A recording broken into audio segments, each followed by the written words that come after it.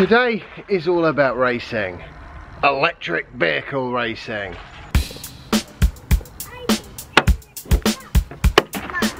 Yeah. Right, see you there. Actually, did I tell you where there is? We're going electric go-karting. Oh, is it electric? Oh yeah. Of course. Duh. Time to charge up and get some food. I've just endured a solid hour of Jasper moaning about being hungry. Righty. So we're going to go grab some food. Today's specifically Geek Out EV channel video is going to be about Ecotricity, I think. So from the 3rd of January, Ecotricity are going to be changing the way they charge. It's going to be a little bit cheaper for me, actually, I think. And just generally a lot better, I think, for everyone, because it won't have that connection fee. And not having a connection fee means that it won't sort of unduly influence the way people charge. Anyway, that's not what we're talking about today. What we're talking about today is racing. It's Malcolm's birthday sort of party. It's electric go-karting, which is awesome.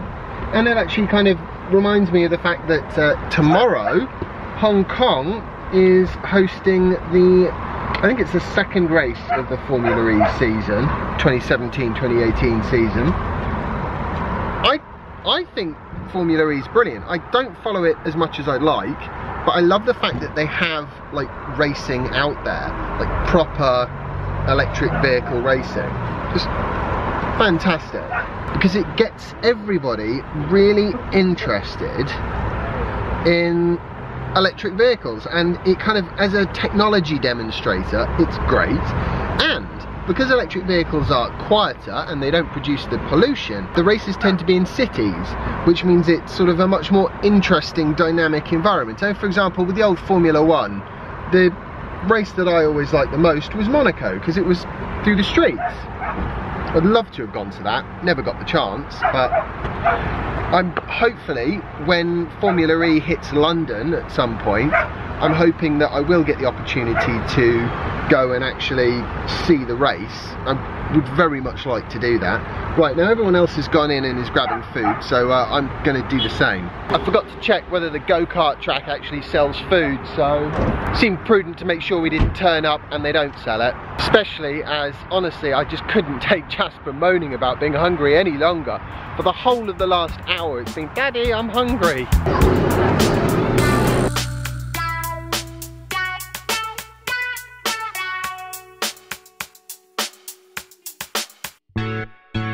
I don't know, Jasper. Here you go, take the van. Don't think so. Where's Mummy?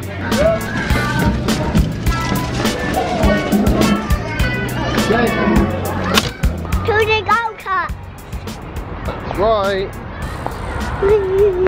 We're heading off now, and, well, we are when Sophie gets back in a second with some coffees. Essential.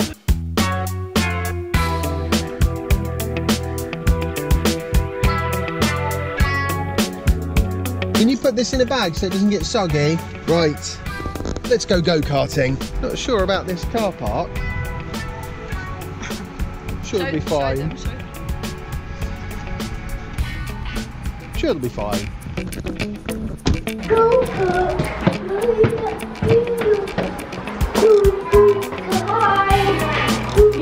Happy birthday! Hello!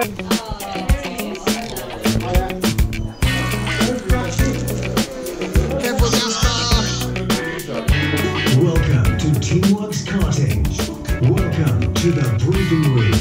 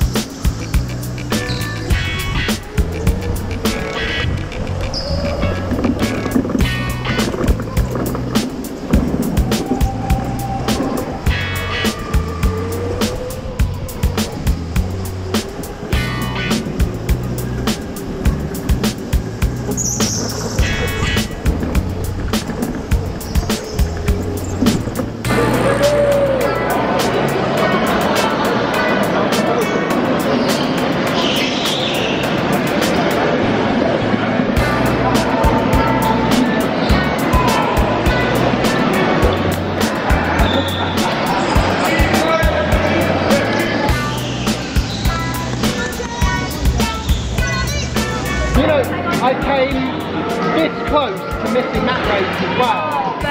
I know, my name like literally wasn't even listed. Because I've already missed one race because, well, I'm being distracted by Jasper and cameras, and you know what, I'm just going to concentrate on racing now.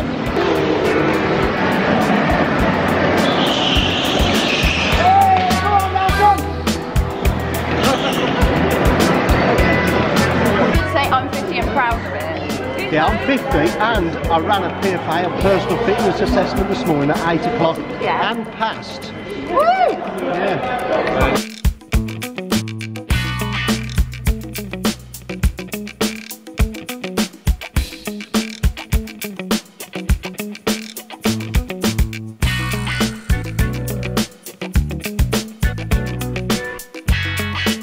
I love this thing. I'm looking forward to seeing the results you get out. Well, I've got the key thing here is keep the clips a reasonable size. Otherwise, the edit just is like beyond what my laptop can do. Okay, guys. So instead of playing driving 14 with your trophy.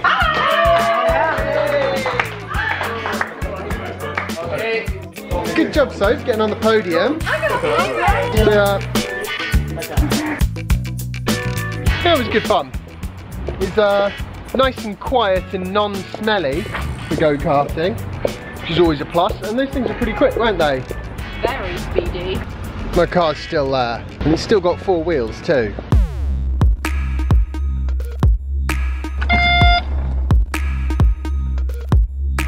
Right, we're going to go see my parents now for the night, and to be fair, I don't think electric go-karting really encourages people to buy an electric car all that much, but it does at least demonstrate that electric vehicles can be fun, and certainly Formula E, that is a good advertisement for what the current state of the art can do technologically.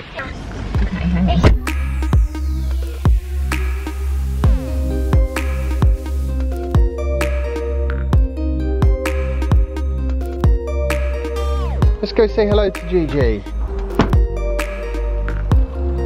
So we're going to be having dinner in a minute, so family time. I'm just going to quickly run upstairs to finish what I was saying about things like Formula E. So at its heart, Formula E, and in fact all motorsport, is about building that enthusiasm and tapping into people's imagination for, you know, the fun and enjoyment that can be had from cars. And well, not just cars, of course, there's motorcycles as well. That needs to be fulfilled from an electric vehicle point of view, because we want people to be enthusiastic about them. And okay, so go-karting is, it's the start point. I did notice one very interesting thing whilst we were at the track there. They basically put those go-karts on charge every time they stop. So you do sort of 4 or 5 laps per heat, the cars pull in and they get put on charge. They're only on charge for a few minutes and then they're on the track for another few minutes. But because they're constantly getting power put in, presumably that extends the range substantially. It's a really extreme example of always be charging, the electric vehicle mantra. I suppose when it comes to something like non-competitive electric go-karting, the technology side is not massively of interest, which is something different to with Formula E, because with Formula E, of course, the other side of motorsport is that by pushing the technology, whether it's Formula 1 and petrol engines or Formula E and batteries, inverters and motors, to the absolute max that can be achieved out of it, literally every 1/10 of a second counts, if not 100th of a second. What you do is it's almost like a kind of evolutionary pool, in that the best ideas and the best ways of doing things tend to rise to the top and then hopefully get re-implemented back into road vehicles and other future concepts that people will actually get to drive. And so from that development point of view, it gives a home for pounds and dollars and turns those into research dollars with entertainment as the sort of byproduct almost. That's the way I look at it. So I think it's really great that as electric vehicles are starting to become more mainstream, they are getting that kind of attention and research and refinement from the motorsport industry. And also, while we're on the subject, one of the things I love about Formula E is the fact that because they're quieter than a Formula 1 car and they don't create anything like as much pollution, they tend to actually do their races in cities. Over the 5 years now that I've owned electric vehicles and driven an electric vehicle, there's been a massive shift in people's expectations. 5 years ago, people were still going on about milk carts and can that Tesla go down the motorway?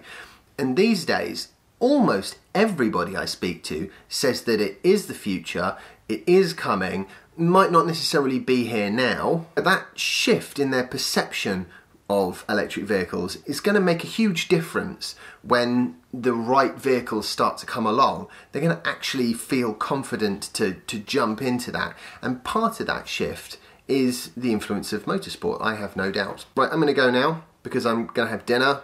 I also just want to say a massive happy birthday to Malcolm again, and thank you for inviting me to your go-karting party.